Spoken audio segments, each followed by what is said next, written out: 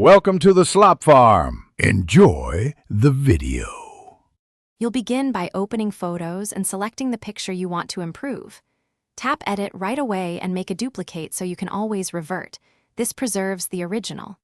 Once done, check whether Live Photo or RAW mode is available for richer adjustments.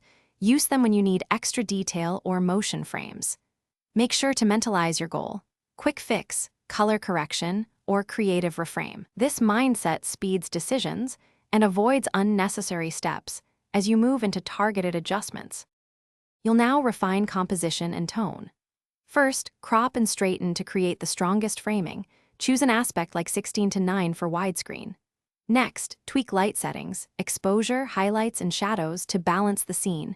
Adjust color temperature and saturation for mood.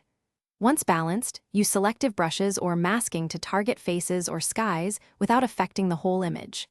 If available, apply gentle noise reduction and sharpen only where needed. Because overdoing, it makes images look artificial. You're at the finish line.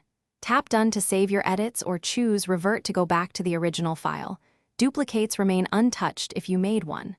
When sharing, pick export settings that match the recipient, full resolution for prints versus optimized size for messaging. Make sure to check corners and skin tones after export.